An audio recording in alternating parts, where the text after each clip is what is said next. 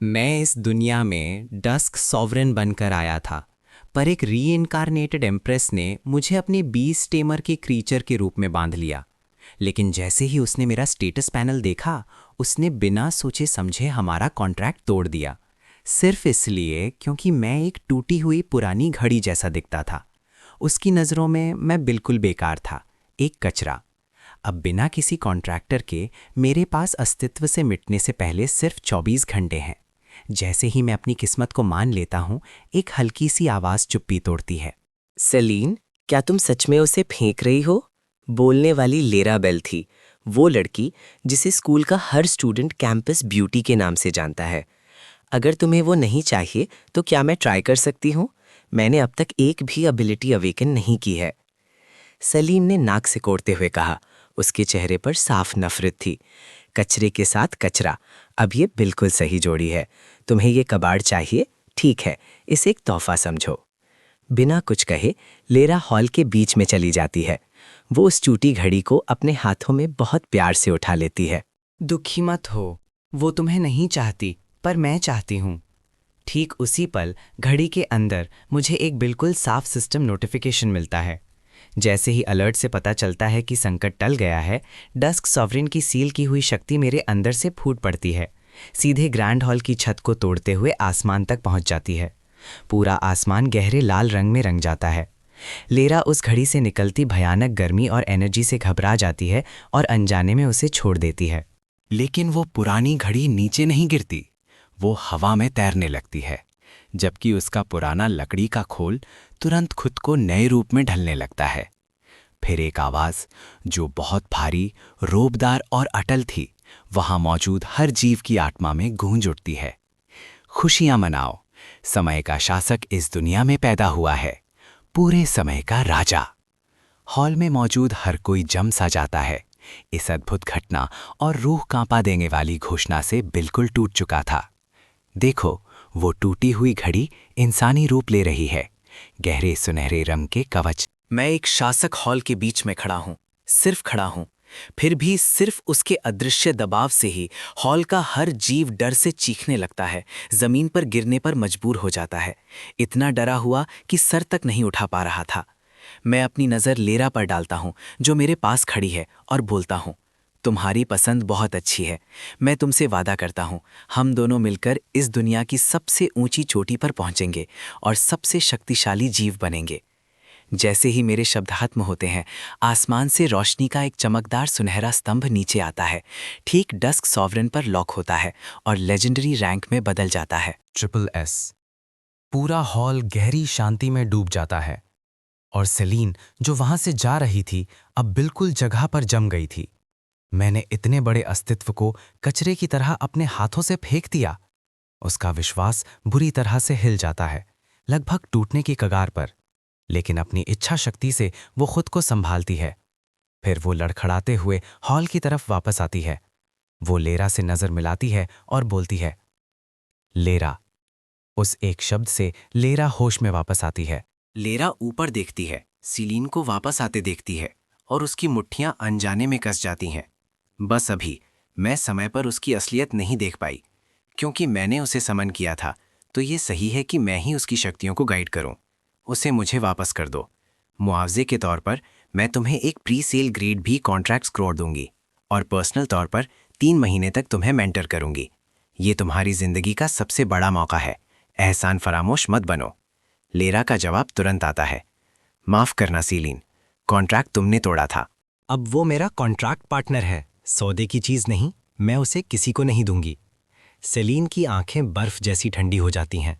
उसने कभी नहीं सोचा था कि ये डरपोक सी आम लड़की उसे मना करने की हिम्मत करेगी। वो लेरा से नज़र हटाती है और अपनी नज़र उस डस्क सॉवरेन पर डालती है, जो अब तक चुप था। ये बात कि मैं वापस आने को तैयार हूँ, तुम्हारे अस्तित्व का सबसे बड़ा सम्मान होना चाहिए। तुम्हें पता होना चाहिए कि बेहतर चुनाव कौन है। मेरे अंदर शाही योग्यता है। मेरे पास ऐसे रिसोर्सेज और ज्ञान हैं जिसके बारे में तुम सोच भी नहीं सकते। मेरे साथ रहो और तुम उससे कहीं आगे जाओगे जितना तुम अकेले जा सकते हो। एक ना ठुकराए जा सकने वाले ऑफर के सामने डस्क सॉवरेन की गहरी लाल आंखें बिल्कुल शांत रहती हैं। एक हल्की धीमी हंसी उसके मुंह से निकलती है। फिर डस्क सॉवरेन अपना हाथ लेरा की तरफ बढ़ाता है। लेरा उस बढ़े हुए हाथ को देखती है और उसके दिल में बेचैनी का आखिरी निशान भी पूरी तरह से मिट जाता है। वो बिना एक पल सोचे अपना हाथ उसके हाथ में रख देती है। चलो चलते हैं। गहरी लाल टेम्पोरल एनर्जी एक बार फिर उनके चारों तरफ बढ़ने लगती है, दोनों को अपनी बाहों में ले लेती है। सेलीन उनके गायब होते हुए फिगर्स को देखती है, खासकर जिस तरह डस्क सॉवरेन उसे ऐसे देख रहा था जैसे वो वहां है ही नहीं, और जो शांत रहने का मुखौटा उसने पहन रखा था उसमें आखिरकार एक दरार आ जाती है। मेरे बिना तुम ज्यादा दूर नहीं जा पाओगे। जल्द ही लेरा और मैं एक शांत सुनसान जंगल में पहुंच जाते हैं। लेरा अभी भी गहरे सदमे में है और बिना सोचे पास के एक पेड़ से टिक जाती है। उसी पल उसके पास खड़ा गहरा लाल कवच अनगिनत सुनहरे रोशनी के कणों में बदल जाता है और उसके बीच के फिगर में समा जाता है। जैसे ही रोशनी कम होती है, वहां खड़ा शख्स अब समय और स्पेस का सॉवरेन नहीं, बल्कि तेज नैन नक्श और सफ़ेद बालों वाला एक नौजवान है। ये है ईथन वेल, अपने इंसानी रूप में वापस। लेरा इस बदलाव को देखती रहती है और उसका दिमाग फिर से काम करना बंद कर देता है। फेल्ड अवेकनिंग से लेकर अब तक जो कुछ भी हुआ है, सब कुछ इतना अजीब लग रहा था कि समझना मुश्किल था। मैं उसके चेहरे के भाव देखता हूँ और मुझे थोड़ी हंसी आ जाती है। होश में आओ लेरा। मेरी आवाज़ में अपनापन और शांति थी, कुछ देर पहले की रोबदार घोषणा से बिल्कुल अलग। लेरा झटके से होश में आती है, उसका चेहरा लाल हो जाता है। अचानक उसे समझ नहीं आता कि अपने हाथ कहाँ रखे। मैं मुस्कुराता हूँ और मेरी आवाज़ थोड़ी गंभीर हो जाती है। इस पल से हम एक सोल पैक्ट से बंधे पार्टनर्स हैं। अब से हम एक हैं, एक साथ जुड़ी हुई शक्ति। लेरा उस मजबूत अपनेपन से भरे कनेक्शन को अपनी आत्मा में गहराई से महसूस करती है और उसके अंदर सुरक्षा और अपनेपन की एक लहर उठती है। वो मजबूती से सिर हिलाती है। हाँ, मैं तुम पर भरोसा कर रही हूँ। मैं उसे एक बार ऊपर से नीचे देखता हूँ, फिर अपनी एक आईब्रो उठाता हूँ। छोटी लेरा, मुझे कहना पड़ेगा कि तुम्हारा कल्टीवेशन टैलेंट कुछ खास नहीं है। लेरा का चेहरा थोड़ा लाल हो जाता है और वो धीरे से बुदबुदाती है, हाँ, उतना अच्छा नहीं है। उसे इस तरह देखकर मैं चिढ़ाना बंद कर देता हूँ और मेरी आवाज़ में पूरा कॉन्फिडेंस आ जाता है। लेकिन अब इस सब से कोई फर्क नहीं पड़ता। आज से तुम्हें कुछ भी करने की ज़रूरत नहीं है। कुछ भी करने की ज़रूरत नहीं तो फिर मैं ताकतवर कैसे बनूंगी? लेरा की आंखें कन्फ्यूजन से बड़ी हो जाती हैं। मैं धीरे से मुस्कुराता हूँ। अभी से हर वो चीज़ जिसमें समय और मेहनत लगती है, मैं संभालूंगा।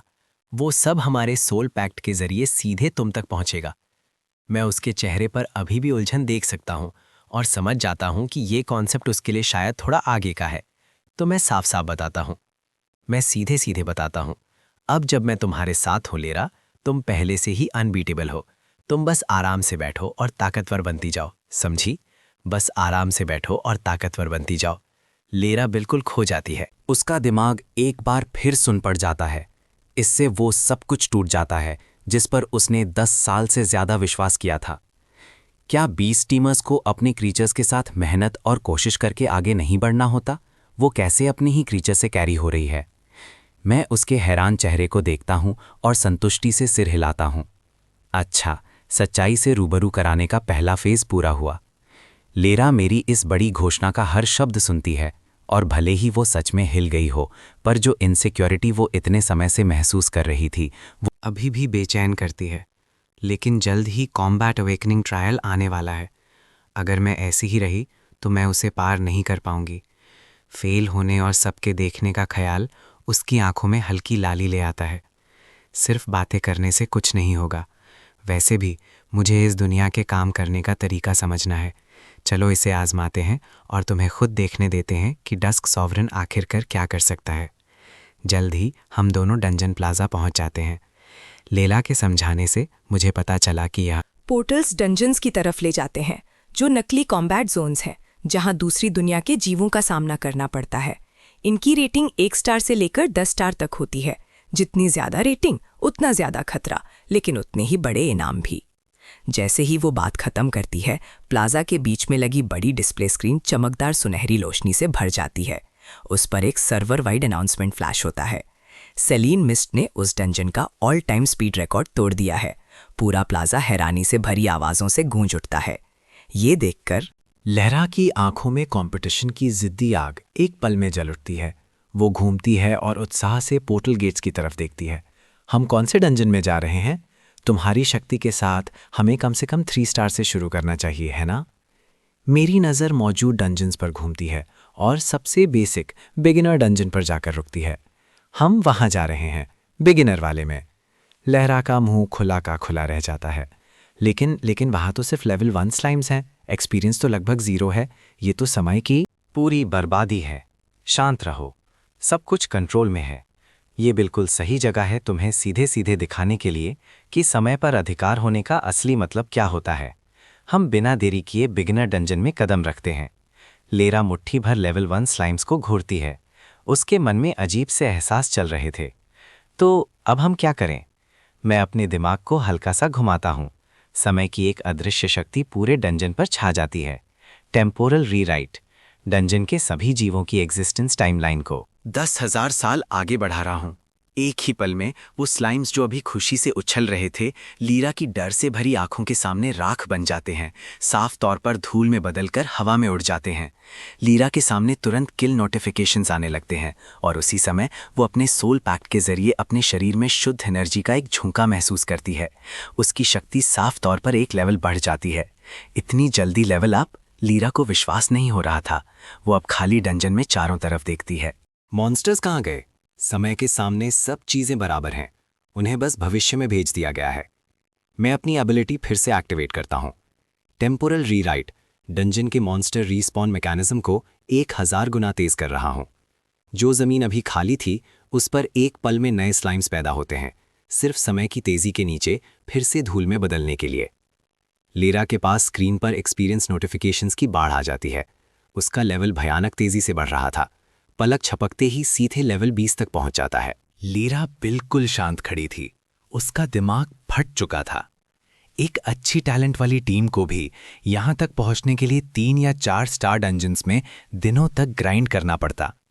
लेकिन फिर उत्साह बढ़ जाता है और लीरा जोश से अपना स्टेटस पैनल खोलती है। Contractor Lyra Bell, level 20, unlocked skills, spirit barrier, basic healing arts. वो डस्क सॉवरेन की तरफ मुड़ती है। ये अभी हो क्या रहा है?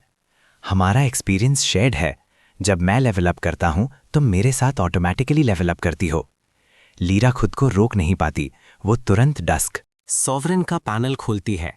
Ethan Vale, level 20, unlock skill, boundless liberation finisher, 20 knights, temporal shatter. मैं उसके अभी भी जिज्ञासु चेहरे को देखता हूं और समझाता हूं।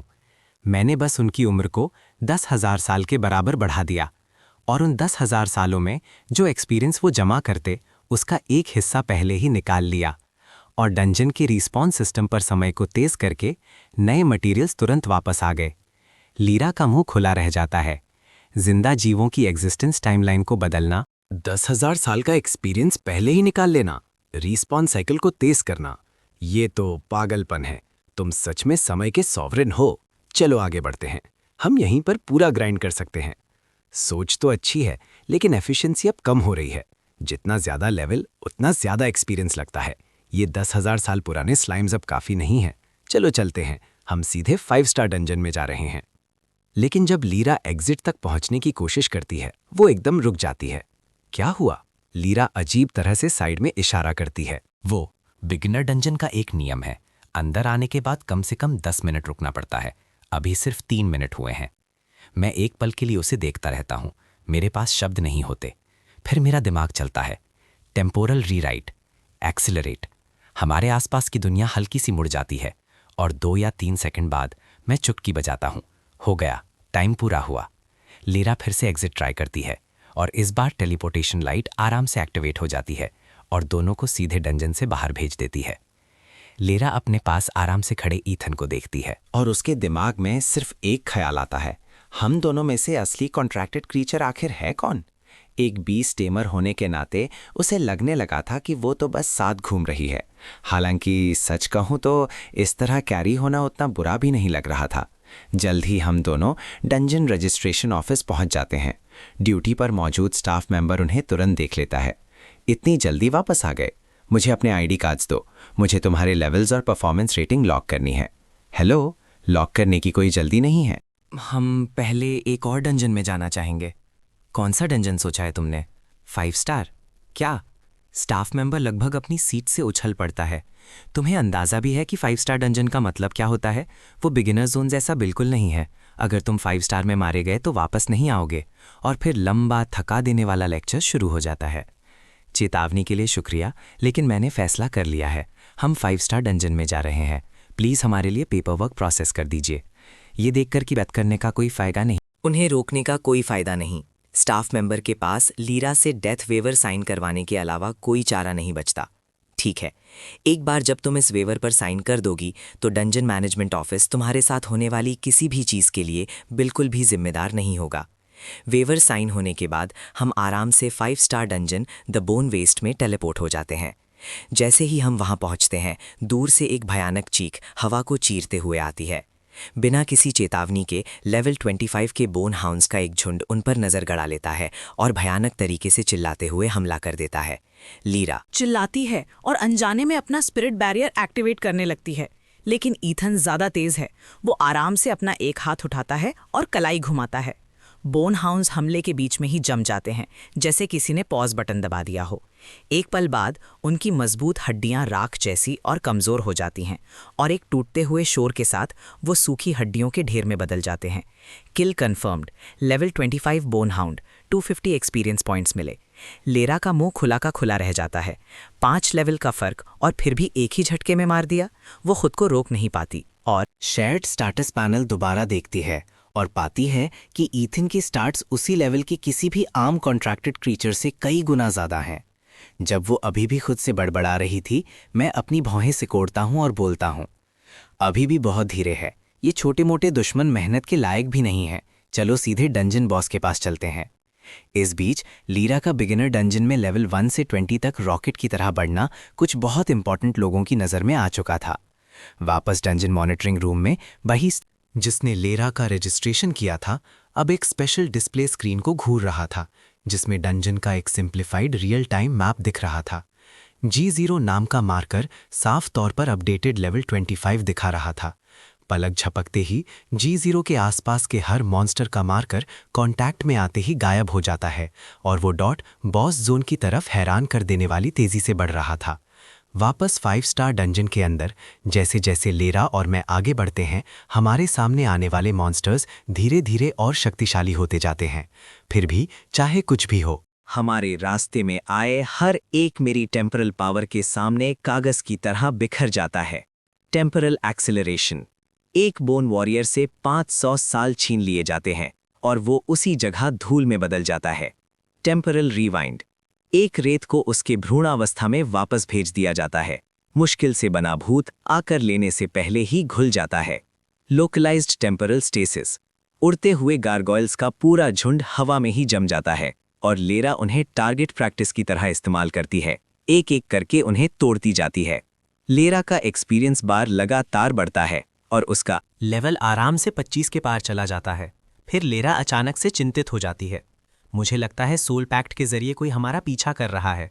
उसे पीछे से कहीं से देखे जाने का एक हल्का सा एहसास होता है। मैं बिल्कुल बेपरवाह रहता हूँ। क्या उन्हें मारने से हमें कोई एक्सपीरियंस मिलेगा? लेरा का गला लगभग सूख जाता है। डंजन के अंदर दूसरे प्लेयर्स पर हमला करना एक गंभीर जुर्म है। अथॉरिटीज तुम्हें ढूंढ निकालकर सजा देंगी। ठीक है, फिर भूल जाओ, बॉस पहले आता है। चलो चलते हैं, इससे पहले कि कोई और वहां पहुंच जाए। मेरा दिमाग घूमता है और एनर्जी की एक अदृश्य शक्ति हम दोनों को लपेट लेती है। हमारी अपनी स्पेशल मूवमेंट स्पीड पर टेम्पोरल एक्सेलरेशन लागू होता है। हमारे फिगर्स तुरंत धुंधले हो जाते हैं और फिर पूरी तरह से गायब हो जाते हैं। कुछ ही समय में लहरा और मैं फाइनल जोन में पहुंच जाते हैं और हमारे सामने का इलाका खुल जाता है। मैदान के बीच में एक हड्डियों का सिंहासन है, जिसे एकदम घोंट देने वाला दबाव निकल रहा है। उस पर एक विशाल साया पल भर के लिए दिखता और गायब हो जाता है। ये डंजन का मालिक है, एक level 50 grade A blood line boss, the bone sovereign. लेकिन मैदान बिल्कुल भी शांत नहीं है। कई टीम्स पहले से ही सिंहासन के पास जमा है। उन सब में से निकलती ऑरा लेवल 30 या उससे ज्यादा से शुरू होती है। सबसे आगे वाली टीम पूरी तरह से लेवल 35 और उससे ऊपर वालों से बनी है, जिसे रेक्स वैलर नाम का एक आदमी लीड कर रहा है, जो रेडिएंट एकेडमी में अपने तीसरे साल के टॉप स्टूडेंट्स में से एक है। उसकी अपनी ऑरा लेवल 38 पर है, जो मैदान में सबसे शक्तिशाली है। ठीक तभी लैंस क्रॉफ्ट अपनी टीम के साथ वहां पहुंचता है। ये वही ग्रुप है जो पहले लीरा का पीछा कर रहा था, और उनकी नज़र उस पर और उसके कॉन्टैक्टेड क्रीचर पर कुछ समय से थी।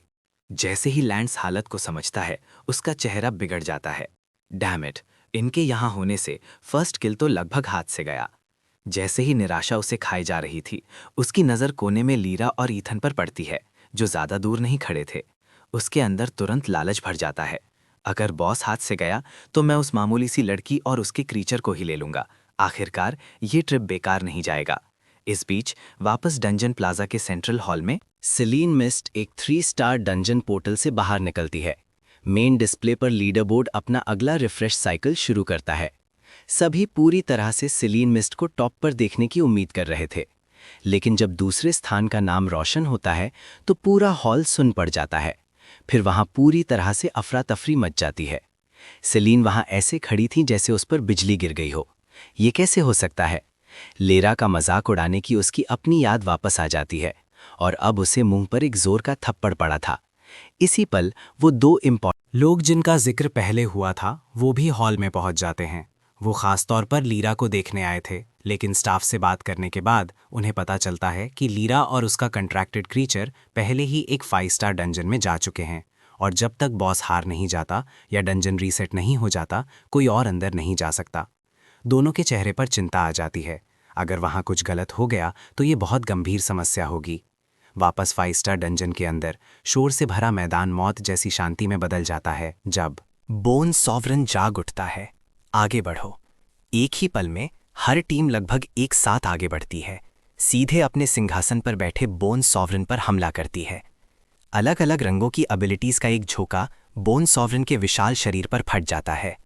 फिर भी चारों तरफ से आते हमलों के तूफान का सामना करते हुए बोन सॉवरन एक हल्की गरजती हुई आवाज निकालता है, और उसके चारों तरफ धीरे धीरे एक अनडेड शील्ड बन जाती है, जो ज्यादातर हमलों को रोक देती है। सिर्फ रेक्स वैलर का भारी ग्रेट स्वॉर्ड का वार ही नहीं लग पाता है। उसका डिफेंस बहुत ज्यादा है। सभी लोग अपने हमले एक ही जगह पर फोकस करो। लेकिन ठीक उसी पल कुछ बदल जाता है। एक ऐसी दहाड़ जो पहले कभी नहीं सुनी गई थी, बोन सॉवरन की खोपड़ी के अंदर से निकलती है, जिसमें एक भयानक ड्रैकोनिक दबाव था जो एक पल में पूरे मैदान में फैल जाता है। फिर बोन सॉवरन के शरीर के अंदर से एनर्जी का एक बड़ा झोंका फट जाता है, और कुछ ही सेकंड्स में वो एक विशाल और भयानक ड्रैगन में बदल जाता है। वार्निंग, बोन सॉवरन ने एक पुरानी ड्रैगन ब्लड लाइन एक्टिवेट कर ली है। लेवल बढ़कर 55 हो गया। सभी स्टैट्स काफी बढ़ गए हैं। डंजन की डिफिकल्टी रेटिंग 6 स्टार तक बढ़ गई है। आगे हमला करने वाले स्टूडेंट्स में से एक म्यूटेटेड बोन सॉवरन को एक नजर देखता है और उसके चेहरे का रंग उड़ जाता है। मजाक कर रहे हो क्या? एक 5 स्टार डंजन इस तरह से म्यूटेट कैसे हो सकता है? भागो! घबराहट एक महामारी की तरह फैल जाती है। पूरी तरह से म्यूटेटेड बोन सॉवरन तुरंत रेक्स वैलर की टीम पर निशाना साध लेता है। वो लोग जो इसे सबसे ज्यादा मार रहे थे। वो अपना एक विशाल हड्डियों का पंजा उठाता है और उसे नीचे मारता है। ड्रैगन का दबाव एक ऐसी लहर की तरह नीचे आता है जो रूह को हिला दे। रेक्स की आंखों की पुतलियां तेजी से सिकुड़ती हैं। वो अपनी सारी शक्ति अपनी ग्रेट स्वॉर्ड में डालता है और उसे अपने सामने रखता है, फुल डिफेंस चलाते हुए। उसके टीममेट्स भी वैसा ही करते हैं। उनकी डिफेंसिव एबिलिटीज एक साथ एक्टिवेट हो जाती हैं, लेकिन वो विशाल हड्डियों का पंजा हर एक डिफेंस को बुलबुले फोड़ने की तरह चीर देता है। ग्रेट स्वॉर्ड असहनीय बल के नीचे चीखती है और रेक्स बालर के मुंह से खून निकलता है। उसका शेर पीछे की तरफ फेंका जाता है और दूर जमीन से जोर से टकराता है। उसके पीछे उसके टीममेट्स को चीखने का मौका तक नहीं मिलता। वो उस विनाशकारी हमले के नीचे लाल धुंध में बदल जाते हैं। हवा में खून की तेज गंध भर जाती है और हर तरफ से चीखें गूंजती हैं। फिर भी लैंस क्रॉफ्ट इस क्रूर दृश्य को एक सुरक्षित दूरी से देख रहा था। उसके चेहरे पर डर का कोई निशान नहीं था। इसके बजाय एक अजीब खुशी उसके चेहरे पर फैल जाती है। उसकी आंखें अफरा तफरी को चीरती हुई भूख से लेरा पर टिक जाती हैं, जो कि बाकी सब की तरह ही पीली पड़ गई थी। कोई फर्क नहीं पड़ता अगर हम बॉस से चूक जाते हैं। एक बार जब वहां चीजें थोड़ी और बिगड़ जाती हैं, हम अपनी चाल चलेंगे। इस बीच लीरा ने अभी अभी रेक्स वैलर की पूरी टीम को अपनी आंखों के सामने खत्म होते देखा था और इस भयानक डर से उसके लिए अपने पैरों पर खड़े रहना मुश्किल हो रहा था। वो अनजाने में ईथन की तरफ मुड़ती है। उसकी आवाज कांप रही थी। ईथन प्लीज, हमें यहां से जाना होगा। ये हमारी काबिलियत से बहुत बाहर है। वो हमें मार देगा। वो साफ देख सकती थी म्यूटेटेड बोन सॉवरेन की शक्ति कई गुना बढ़ गई थी। उनका लेवल ऐसी चीज के सामने टिक ही नहीं सकता। लेकिन ईथन, जो उसके ठीक पास खड़ा था, इस भयानक दृश्य को बिना किसी डर के देखता है और मुस्कुराता है। उसकी गहरी आंखें एक ऐसे उत्साह से चमक उठती हैं जो उसने उसमें पहले कभी नहीं देखा था। एक ड्रैगन ब्लड लाइन। अब ये दिलचस्प है। इसे मारने से एक्सपीरियंस आसमान छू जाएगा। मेरी आवाज उत्साह से चल रही थी। तुम क्या सोच रहे हो? लीरा के दिमाग में हर खतरे की घंटी एक साथ बज रही थी। मैं क्या सोच रहा हूं? एक लापरवाह मुस्कान मेरे होठों के कोने पर आ जाती है। मैं एक ड्रैगन के साथ खेलने जा रहा हूं। फिर समय और स्पेस के मूल स्रोत से निकली एक विशाल गहरी लाल एनर्जी ईथन के अंदर से फट जाती है। जैसे ही एक पुरानी घड़ी की गहरी आवाज पूरे युद्ध के मैदान में गूंजती है, ईथन के हाथ में न जाने कहां से एक गहरे सुनहरे रंग का ड्राइव यूनिट आ जाता है और वो उसे ठीक से अपनी कमर पर लगा लेता है। डस्क सॉवरेन धीरे से अपना दाहिना हाथ उठाता है और एक गहरे सुनहरे रंग की घड़ी धीरे धीरे सामने आती है। वो घड़ी पर लगा बटन दबाता है। जैसे ही घड़ी की गूंजती हुई आवाज आती है, डस्क सॉवरेन से एक गहरी लाल एनर्जी का तूफान आसमान की तरफ उठता है। अनागिनत विशाल भूत जैसी घड़ियां तूफान में दिखती और गायब होती हैं। हवा को समय और स्पेस की कान फाड़ देने वाली दहाड़ से भर देती हैं। फिर 20 नाइट्स के भूत रूप तूफान में चमकते हैं, रोशनी की धाराओं में घुल जाते हैं जो कवच में मिल जाती हैं, शक्ति और अधिकार की परत दर परत जोड़ते हुए। फिर एक टेम्पोरल दबाव जो सबसे ऊपर है, गरजती हुई शक्ति से बाहर निकलता है और सीधे ड्रैगन के चमकते सुनहरे ऑरा डोमेन से टकराता है। अगले ही पल डस्क सॉवरेन सीधे बॉस के सामने टेलीपोर्ट हो जाता है। देखने वाला हर कोई मानता है कि वो अपनी मौत की तरफ जा रहा है। लैंसक्रॉफ्ट एक सुरक्षित दूरी से देखते हुए नाक से आवाज निकालता है, लापरवाह बेवकूफ, एक बार जब वो चीज उसे मारकर गिरा देगी तो मेरी मेहनत बच जाएगी। लेकिन इस पल लीरा को सोल पैक्ट के जरिए कुछ महसूस होता है, एक अटल संकल्प। उसकी मुट्ठियां कस जाती हैं। अगर यही रास्ता तुमने चुना है तो मैं तुम्हारे साथ इसका सामना करूंगी। और वो रोशनी की एक किरण की तरह आगे बढ़ती है, सीधे ईथन की तरफ। हो ही नहीं सकता। वो सच में इतने सारे हैरान और अविश्वास भरी नजरों के नीचे आगे बढ़ गए। जैसे ही बोन सॉवरेन का विशाल पंजा नीचे आता है, डस्क सॉवरेन ना तो बचता है ना हिलता है। वो पूरी शांति से अपना एक कवच वाला हाथ उठाता है। Temporal stasis. समय और स्पेस की एक अदृश्य शक्ति सभी दिशाओं में फट जाती है और वो विशाल पंजा, जो पहाड़ों को कुचल सकता है, हवा में पूरी तरह जमने से पहले काफी धीमा हो जाता है। हो ही नहीं सकता। उसने बॉस के हमले को एकदम रोक दिया। मैदान में मौजूद हर आंख बड़ी हो जाती है। डस्क सॉवरेन की आवाज सोल पैट के जरिए आती है। लीरा उनके ऊपर टंगे विनाश के उस जमे हुए पंजे को देखती है और तुरंत अपने दोनों हाथ उठाती है। बिना कुछ बचाए अपनी सारी स्पिरिट पावर लगा देती है। जो शील्ड आमतौर पर 10 सेकंड के कूलडाउन पर रहता है, वो तुरंत रीसेट हो जाता है जब सॉवरेन टेम्पोरल एक्सेलरेशन लगाता है और लीरा को महसूस होता है कि स्किल पलक झपकते ही तैयार हो गई है। Spirit barrier. वो 1 सेकंड के लिए भी नहीं हिचकिचाती। लगभग पागलों की तरह अपने और डस्क सॉवरेन के ऊपर स्पिरिट बैरियर्स की परत दर परत लगाती जाती है। बोन सॉवरेन उन कीड़ों पर गुस्सा है जिन्होंने उसकी अवज्ञा करने की हिम्मत की।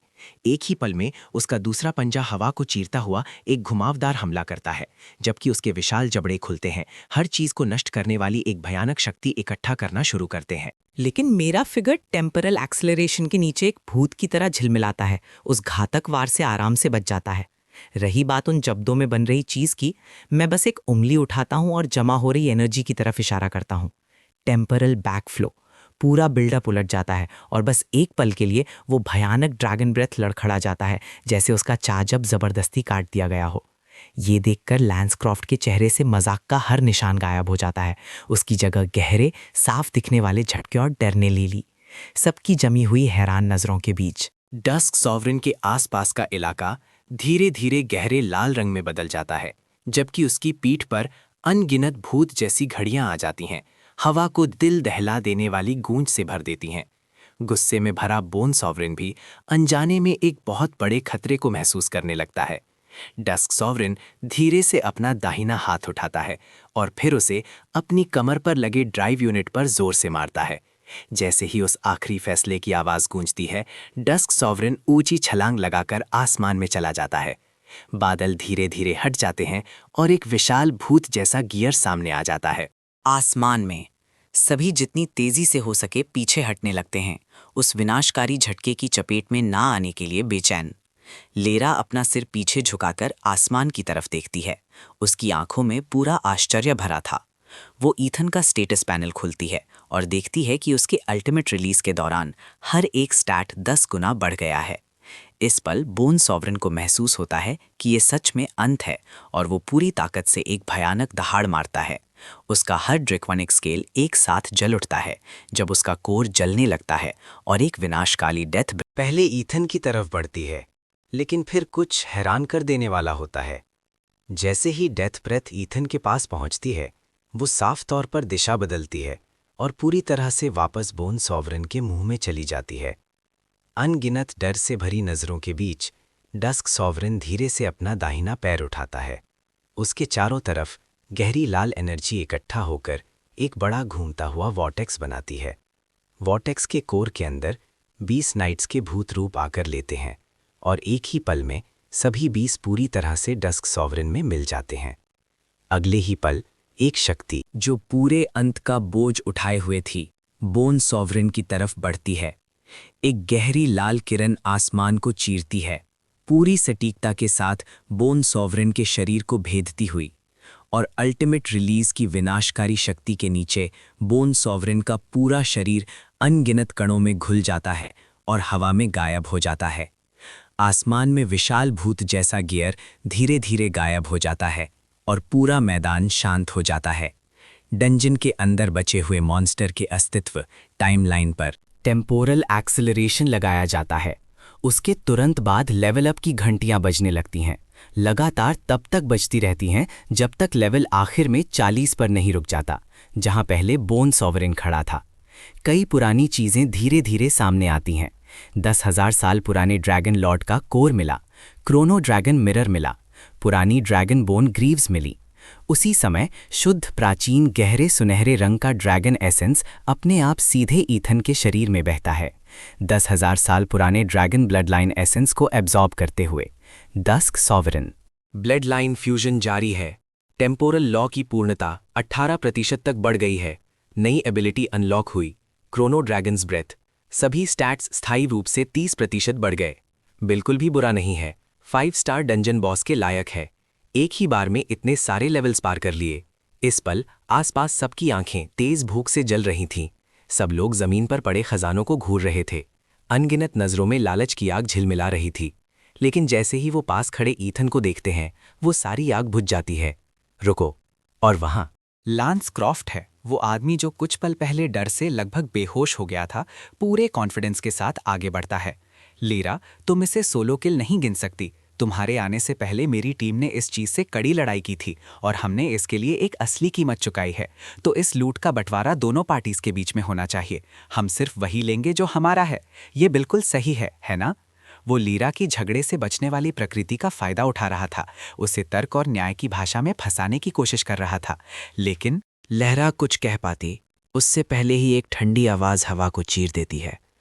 मैंने कब कहा कि तुम किसी चीज को छू सकते हो? उस एक चेतावनी में मौत की धमकी थी, जो लैंस की टीम के हर मेंबर की रीढ़ की हड्डी में ठंडक दौड़ा देती है। लेकिन खजाना इतना पास था कि वो लगभग उसे छू सकते थे। लालच डर पर हावी हो जाता है। हमें डराने की कोशिश मत करो, हमने इसके लिए खून बहाया है। अपना हिस्सा लेना बिल्कुल सही है। तुम सच में ऐसे खुले में हमला नहीं करोगे, है ना? सेव, जाकर वो क्रिस्टल ले आओ। सेव आदेश सुनता है और भले ही उसके चेहरे पर हल्की सी अनिच्छा दिखती है, लालच हावी हो जाता है।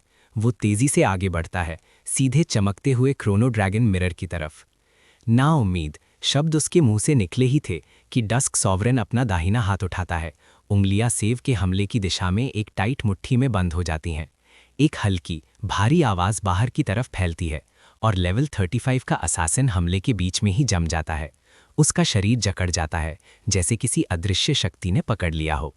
अगले ही पल उसका शरीर टूटकर पूरी तरह से घुल जाता है। एक और वन शॉट किल। ये किस तरह का मॉन्स्टर है?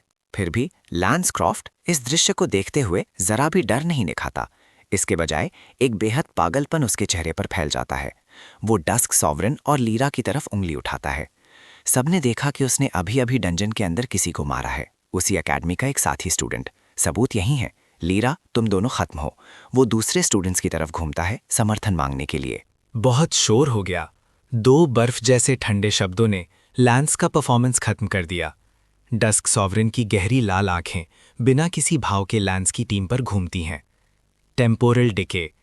जैसे ही ये फैसला गूंजता है, लैंस की टीम के हर मेंबर के चेहरे जगह पर जम जाते हैं और फिर उनकी त्वचा एक दिखने वाली भयानक दर से सूखने और सिकुड़ने लगती है, झुर्रियां पड़ने लगती हैं और टुकड़े टुकड़े होकर टूटने लगती है। एक सांस से भी कम समय में जहां वो खड़े थे वहां सिर्फ 3 सूखे हुए ढेर बचे थे।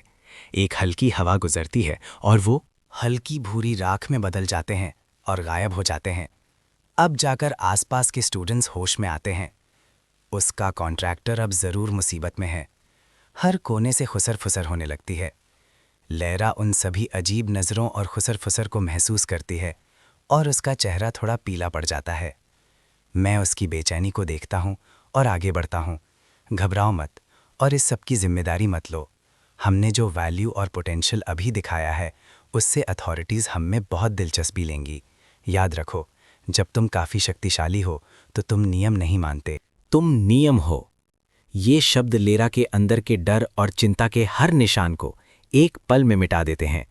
वो अनजाने में अपना स्टेटस पैनल खोलती है और जैसे ही वो अपना लेवल और नए अनलॉक किए गए स्किल्स देखती है, उसके अंदर कॉन्फिडेंस वापस आ जाता है। तुम सही कह रहे हो। इस पल हवा में कई तेज सोनिक बूम्स आते हैं और एक सख्त अधिकार और मौत की धमकी की ऑरा तुरंत पूरे मैदान को ढक लेती है। एक 4 आदमियों की इन्फोर्समेंट स्क्वाड सभी लेवल 45 से ऊपर ठीक मैदान के बीच में प्रकट होती है। सबसे आगे इन्फोर्समेंट कैप्टन की नज़र तेज थी, जो मैदान के 2 सबसे अलग दिखने वाले लोगों पर टिकी थी। वो तुरंत चिल्लाता है, जिसने भी अभी अभी हत्याएं की हैं, तुरंत आगे आओ। उसके टीम मेंबर्स में से एक तेजी से आगे बढ़ता है और धीरे से एक रिपोर्ट देता है। कैप्टन, रेक्स वैलर का लाइफ मॉनिटरिंग सिग्नल पूरी तरह से अंधेरा हो गया है। उन शब्दों पर इन्फोर्समेंट कैप्टन गैरेट हेल की आंखों में एक पल के लिए सच्चा दुख चमकता है। रेक्स वैलर रेडिएंट एकेडमी के सबसे ध्यान से पाले गए टैलेंट्स में से एक था। किसी को उसकी मौत का जवाब देना होगा। फिर वो अपनी नज़र ईथन और लीरा पर टिकाता है। रही बात लैंस क्रॉफ्ट की टीम की, भले ही वो गलत थे, उन्हें मारने का हक तुम्हारा नहीं था। बॉस से जो कुछ भी मिला है अभी के अभी दे दो और मेरे साथ ट्राइब्यूनल हॉल में पूछताछ के लिए चलो, या फिर ये मत कहना कि मैंने चेतावनी नहीं दी थी। उसकी आवाज़ में लालच बिल्कुल साफ था। इस पल स्टूडेंट्स में से एक खुद को रोक नहीं पाता। कैप्टन हेल, मैं गवाही दे सकता हूं, रेक्स वैलर को म्यूटेटेड बोन सॉवरेन ने मारा था। इन दोनों का उससे कोई लेना देना नहीं था। गैरेट हेल इस पर ध्यान ही नहीं देता। वो स्टूडेंट की बात पूरी तरह से काट देता है। फिर वो वापस मुड़ता है और उन दोनों को अपने आइटम्स देकर चुपचाप आने का आदेश देता है। जैसे ही शब्द उसके मुंह से निकलते हैं, उससे एक हैरान कर देने वाली ऑरा निकलती है। लेवल 58। उसके 3 टीममेट्स एक साथ अपनी शक्ति छोड़ते हैं, एक जबरदस्त दबाव का कॉम्बैट फॉर्मेशन बनाते हैं, जो एक बार फिर उन दोनों पर हावी हो जाता है। फिर भी इस जबरदस्त दबाव का सामना करते हुए डस्क सॉवरेन एक मसल भी नहीं हिलाता। ये देखकर गैरेट हेल की आंखों में ठंडी दुश्मनी चमकती है। आखिर तक जिद्दी, उसे पकड़ लो। एक ही पल में वो खुद हमले की शुरुआत करता है। उसका पूरा शरीर रोशनी की एक किरण बन जाता है। उसके हाथ में एक लाल आग का भाला बन जाता है, सीधे ईथन की छाती की तरफ पड़ता है, बिल्कुल भी पीछे नहीं हटता। बच के, लीरा चिल्लाती है। वो अनजाने में एक शील्ड लगाने के लिए आगे बढ़ती है, लेकिन उस भयानक हमले के सामने ईथन पूरी शांति से अपना दाहिना हाथ उठाता है और उसे अपनी कमर पर लगे ड्राइव यूनिट पर मारता है। Temporal shatter. गूंजती हुई आवाज पूरे युद्ध के मैदान में गूंजती है। अगले ही सेकंड डस्क सॉवरेन को केंद्र बांधकर पूरे मैदान में समय का बहाव तेजी से बदल जाता है। गैरेट हेल का बिजली की तेजी वाला फिगर अचानक सबको ऐसे दिखने लगता है जैसे वो गाढ़े पानी में चल रहा हो, और उसके पीछे उसके टीममेट्स फॉर्मेशन के बीच में उससे भी धीरे चल रहे थे। ये क्या हो रहा है? गैरेट डर से समझता है कि उसका दिमाग बिल्कुल ठीक चल रहा है, लेकिन उसका शरीर साथ नहीं दे पा रहा। डस्क। सॉवरेन शांति से गैरेट हेल के पास जाता है। गहरी लाल आंखें उसके डर से बिगड़े हुए चेहरे को बिना किसी भाव के देखती हैं। सॉवरेन स्टोहीन 20 भूत जैसे नाइट्स डस्क सॉवरेन के पीछे प्रकट होते हैं, जिससे एकदम घोट देने वाला दबाव निकलता है। फिर डस्क सॉवरेन आराम से अपना हाथ हिलाता है और पहले नाइट का भूत आगे बढ़ता है। एक मुक्का सीधे गैरेट हेल की छाती में मारता है। एक गंदी सी थुड़ के साथ गैरेट के मुंह से खून निकलता है। फिर भी पीछे फेंके जाने की गति भी बेहद धीरे मोशन में चलती है। फिर 20 में से हर एक नाइट अपनी बारी लेता है और गैरेट कुछ नहीं कर सकता था, सिर्फ देखता रहता है, एक भी वार रोकने में असमर्थ। गैरेट दांत पीसते हुए चिल्लाता है, उसकी आंखों में विरोध चल रहा था, लेकिन डस्क सॉवरेन बिल्कुल भी नहीं हिलता जब तक कि आखिरी नाइट अपना फिनिशिंग स्ट्राइक नहीं मार देता, जिससे एक विनाशकारी विस्फोट होता है जो सब कुछ खत्म कर देता है। जैसे ही सॉवरेन्स डोमेन हटता है, गैरेट हेल का शरीर जमी हुई शक्ति से नष्ट हो जाता है, हवा में भरने वाली लाल धुंध में बदल जाता है और गायब हो जाता है। पूरा मैदान मौत जैसी शांति में डूब जाता है, उस हैरान सांस रोक देने वाली शांति में। कई जबरदस्त औराज बिना किसी चेतावनी के नीचे आती हैं। सबसे आगे एजर हेवन का मालिक खुद ज़ेफ्रेन था, जो अपने पर्सनल गार्ड के साथ ठीक समय पर पहुंचा था। उसकी नज़र कुछ पल के लिए ईथन पर रुकती है। भौएं हल्की सी सिकुड़ती हैं, लेकिन वो अभी कुछ नहीं कहता। इसके बजाय वो अपने आसपास की तबाही और पास की डर से भरी इन्फोर्समेंट स्क्वाड को देखता है। फिर वो हल्का सा सिर हिलाता है। उसकी आवाज़ स्थिर थी। लगता है यहाँ काफ़ी कुछ हुआ है। वो साधारण सा नपा तुला लगता है पहले ही इशारा कर देता है कि उसने हालात को साफ समझ लिया है, और उसके अंदर डस्क सॉवरेन ने जो शक्ति दिखाई है उसकी एक साफ पहचान है। फिर ज़ेफ्रेन इन्फोर्समेंट स्क्वाड पर एक बर्फ जैसी ठंडी नज़र डालता है। रेक्स वैलर का मामला मैं खुद जांच करूंगा। अगर वो सच में एक डंजन क्रीचर के हाथों मारा गया तो मैं रेडिएंट एकेडमी को पूरा हिसाब दूंगा, लेकिन अगर कोई इसका बहाना बनाकर मेरे शहर में मेरे संरक्षण में रहने वालों के खिलाफ कुछ करने का इरादा रखता है तो मुझसे कोई रहम की उम्मीद मत रखना। इन्फोर्समेंट स्क्वाड के मेंबर्स एक नज़र हालात पर डालते हैं और सफ़ेद रोशनी के एक झटके में गायब हो जाते हैं। फालतू लोगों के जाने के बाद ईथन अपने दिमाग को शांत करता है और अपने इंसानी रूप में वापस आ जाता है। बिना एक पल सोचे वो अभी अभी मिले दोनों इनाम उठा लेता है। ईथन पुरानी ड्रैगन बोन ग्रीव्स पहनता है, फिर पारदर्शी क्रोनो ड्रैगन क्रिस्टल निकालता है। वो अपनी शक्ति लगाता है और उसे तुरंत अब्जॉर्ब कर लेता है, और ईथन साफ महसूस कर सकता है उसके जीवन के मूल तत्व में कुछ बुनियादी बदलाव हो रहा है। जब एब्जॉर्प्शन पूरा हो जाता है और ग्रीव्स पहन ली जाती हैं, ईथन के हर स्टैट में काफ़ी तेज़ी से बढ़ोतरी होती है। एक बार जब ईथन सब कुछ पूरी तरह से अब्जॉर्ब कर लेता है, ज़ेफ्रेन एक सम्मान भरे चेहरे के साथ आगे बढ़ता है और सिटी लॉर्ड्स मैंशन में एल्डम वॉस से मिलने का न्योता देता है। दोनों बिना हिचकिचाए स्वीकार कर लेते हैं। जल्द ही ज़ेफ्रेन के मार्गदर्शन में वो एक साधारण पुराने एहसास वाले कमरे में पहुंच जाते हैं। एक बुजुर्ग आदमी उनकी तरफ पीठ करके खड़ा था, खिड़की से बाहर देख रहा था। कदमों की आवाज़ सुनकर वो धीरे से मुड़ता है। एक चेहरा दिखाई देता है जो जिंदगी भर की मुश्किलों से झुर्रियों भरा था। ये केन वॉस है, वो लेजेंड जिसे युद्ध का देवता के नाम से जाना जाता है।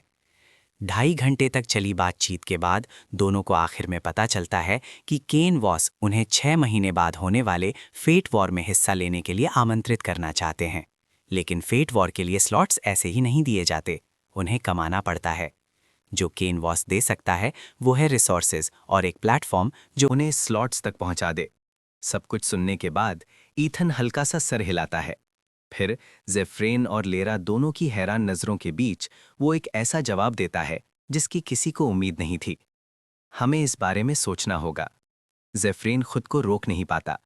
सोचना होगा, ये देश के लिए सेवा करने का सबसे बड़ा सम्मान है, और एल्डर बॉस जो रिसोर्सेज दे रहे हैं, केन बॉस उसे रोकने के लिए हाथ उठाता है। उसकी गहरी नपातुली नज़र ईथन पर टिकती है, जिसमें कोई दबाव नहीं था, सिर्फ समझ और धैर्य था। कोई बात नहीं, जब फैसले ऐसी चीज़ें शेप करने के लिए हों किसी के भविष्य को आकार देने वाले हो तो सावधानी जरूरी है। इन चीजों पर जोर नहीं दिया जा सकता। मैं तुम्हें सोचने का समय दूंगा। इस आदमी के चरित्र की बात ही कुछ और है। वो और कुछ नहीं कहता। अगर और कुछ नहीं है तो हम चलते हैं। एक और बात, केन वॉस रुकता है, फिर आगे कहता है, जब तुम अवेकनिंग ट्रायल पूरा कर लोगे तो अबिसल कॉरिडोर नाम का एक बड़ा जॉइंट डंजन खुलेगा। ये एक आजमाइश का मैदान है जो खास तौर पर लेवल 100 से नीचे के सबसे प्रतिभाशाली टैलेंट्स के लिए बनाया गया है, और उसके अंदर मौके अनागिनत हैं। ईस्टर्न वॉर डिवीजन के पास सिर्फ 2 डायरेक्ट एंट्री स्लॉट्स हैं और मैं उनमें से एक तुम्हें पर्सनल तौर पर दे रहा हूं। चाहे तुम आखिर में देश के लिए लड़ने का फैसला करो या ना करो, वो स्लॉट तुम्हारा है। इसे इस देश के भविष्य के बीजों में एक छोटा सा निवेश समझो। लीरा चमकती, उत्साहित आंखों से ईथन की तरफ देखती है। ईथन का कदम बस एक पल के लिए लड़खड़ाता है। वो एक पल के लिए चुप रहता है, फिर बस 2 शब्द कहता है, धन्यवाद। उसके साथ वो बिना पीछे देखे बाहर चला जाता है। उन दोनों को जाते हुए देखकर जेफरीन काइन वॉस की तरफ लगभग ना छिपाए जा सकने वाली निराशा के साथ मुड़ता है। एल्डर वॉस, आप उसे इस तरह से इतनी छूट क्यों दे रहे हैं? वो लड़का बहुत ज़्यादा घमंडी है। फेट वॉर राष्ट्रीय महत्व का मामला है और वो कहता है कि उसे सोचना होगा। वो बस काइन वॉस एक हाथ उठाता है और उसे रोक देता है। उसकी आवाज़ में कोई बहस की गुंजाइश नहीं थी। मैं अभी के लिए शहर में ही रुक रहा हूँ और मैं चाहता हूँ कि अभिसिल कॉरिडोर के लिए सब कुछ तैयार हो। जेफरीन तुरंत सीधा हो जाता है। समझ गया एल्डर वॉस। वो समझता है। एल्डर वॉस खुद चीज़ों की देखभाल करने का इरादा रखते हैं, उन 2 युवा लोगों के लिए रास्ता सुरक्षित करते हुए, और साथ ही ये एक शांत इंतज़ार और देखने का काम है। डस्क सॉवरेन की हिचकिचाहट के पीछे का बोझ उन सबके अनुमान से कहीं ज़्यादा था। कॉरिडोर में बाहर लीरा ईथन को पकड़ने के लिए जल्दी करती है और धीमी, थोड़ी शिकायत भरी आवाज़ में बोलती है, हमने हाँ क्यों नहीं कहा? फेट वॉर खतरनाक है ज़रूर, लेकिन ये देश के लिए है। ईथन धीमा नहीं होता। वो एक देश के संकट और उम्मीदों का बोझ हमारे कंधों पर डाल रहा है, फिर भी वो हमें बदले में एक निश्चित स्थान तक नहीं दे सकता। ये एक बराबर की साझेदारी नहीं है, ये एक हाई रिस्क निवेश है जहां सारा रिस्क हम उठा रहे हैं। हमने जो वैल्यू दिखाई है वो उससे कहीं ज़्यादा ईमानदारी और धैर्य के लायक है। वो अपना सिर हल्का सा घुमाता है। याद रखो, जब तक हमारे पास पूरी शक्ति नहीं है, हर वादा सिर्फ खाली शब्द हैं। दोनों चुपचाप चलते हैं जब तक वो डंजन प्लाजा के प्रवेश द्वार तक नहीं पहुंच जाते, और जैसे ही वो बाहर कदम रखते हैं, एक शख्स उनका रास्ता रोकता है। ये डोरियन क्रॉस है, वही जिसने पहले लीरा को अपने साथ शामिल करने की कोशिश की थी, लेकिन ईथन के देखने पर तुरंत पीछे हट गया था। अब वो ईथन के सामने एक झूठी मुस्कान के साथ खड़ा है। उसकी आवाज़ में चापलूसी टपक रही थी। डस्क सॉवरेन, प्लीज़, आपका एक पल चाहिए। मैं डोरियन क्रॉस हूँ, क्या हम थोड़ी बात कर सकते हैं? क्रॉस फैमिली बहुत चाहेगी कि वो पूरा नहीं कर पाता। ईथन अपनी चाल तक नहीं रोकता। एक ही बर्फ जैसा ठंडा शब्द उसके होठों से निकलता है, जाओ। सिर्फ एक शब्द, फिर भी उसमें एक ऐसी ठंडक थी जो रूह को जमा देती थी, सीधे डोरियन के सीने में लगती है। एक आदिम, अनजाना डर उसके गले को जकड़ लेता है, जिससे वो एक भी आवाज़ नहीं निकाल पाता। वो जमकर खड़ा रहता है, बेबस होकर उन दोनों को अपने पास से सीधे गुजरते हुए देखता है, बिना एक दूसरी नज़र डाले। जब उनके फिगर्स गायब हो जाते हैं, तभी दम घोट देने वाला दबाव हटता है और डोरियन के पैर लड़खड़ा जाते हैं, जिससे वो ज़मीन पर गिर जाता है। जो कुछ बचा था वो बस उस कांपते हुए सुकून था जो कि भयानक चीज से बाल बाल बचने वाले के पास होता है। लेकिन जब वो ऊपर देखता है और आसपास के लोगों की अजीब नज़रों से मिलता है, उसकी मुट्ठियां कस जाती हैं। वो क्रॉस फैमिली का युवा मालिक। उसका कभी इस तरह से अपमान हुआ है? मैं यहां और अभी कसम खाता हूं, एक दिन मैं तुम दोनों को इसका हिसाब चुकवाऊंगा। डंजन डिस्ट्रिक्ट छोड़ने के बाद दोनों एक शांत सड़क पर चलते हैं। लेरा अभी भी आज जो कुछ भी हुआ है उससे उभरने की कोशिश कर रही थी। 6 स्टार डंजन को साफ करना, युद्ध के देवता से मिलना, उसकी भावनाएं एक ऐसे रोलर कोस्टर पर सवार थीं जो धीमा नहीं हो रहा था, लेकिन जैसे ही पल लगभग शांत महसूस होता है, आगे थोड़ी दूर स्पेस में एक गहरी बैंगनी दरार फट जाती है और एक ऐसी ऑरा जो इस दुनिया से बिल्कुल अलग थी, एक पल में बाहर आ जाती है। फिर एक फिगर कूद कर आता है। एक इंसान जैसा छिपकली का जीव धीरे धीरे आकर ले रहा था। उसकी आंखें तुरंत सड़क पर मौजूद 2 लोगों पर टिक जाती हैं। एक वॉइड क्रीचर, लेरा का चेहरा एक पल में पीला पड़ जाता है, जबकि वो अनजाने में ईथन के पीछे हट जाती है। ये वॉइड क्रीचर बिल्कुल वैसा ही था जैसा लेरा ने पहले बताया था। एक दूसरे डायमेंशन से आया मॉन्स्टर और उसकी ऑरा पूरे लेवल 30 पर रजिस्टर हो रही थी। एक आम अवेकेंड इंसान के लिए ये एक बेहद गंभीर खतरा था। फिर भी ईथन का रिएक्शन इतना शांत था कि लगभग गुस्सा दिलाने वाला था। वो अपनी जगह से हिलता तक नहीं है, वो बस इंतजार करता है और जैसे ही क्रीचर हमला करता है वो एक हाथ उठाता है और हवा में चुटकी बजाता है। लेवल 30 का वॉइड क्रीचर हवा में ही जम जाता है और फिर उसका विशाल शरीर दिखने लगता है कि सूख रहा है और खराब हो रहा है। आखिर में पूरी तरह से धूल में बदल जाता है।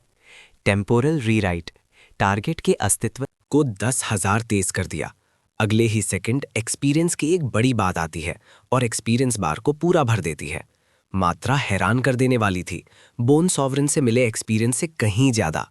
एक ही पल में लेवल 40 से सीधे 47 तक पहुंच जाता है। ईथन भी खुद को हैरान होने से रोक नहीं पाता। ये एक्सपीरियंस इतना ज्यादा क्यों मिला? वो थोड़ी जिज्ञासा से लेरा की तरफ देखता है। लेरा समझाती है, वॉइड क्रीचर्स ऐसे ही होते हैं। उनके मूल में वो केओस और विनाशकारी एनर्जी के शुद्ध कॉन्सेंट्रेशन है। उन्हें मारने से मिलने वाला एक्सपीरियंस नेटिव मॉन्स्टर्स या डंजन क्रीचर्स से कहीं ज़्यादा होता है और उनके पास दूसरे डायमेंशन से दुर्लभ मटेरियल्स हो सकते हैं।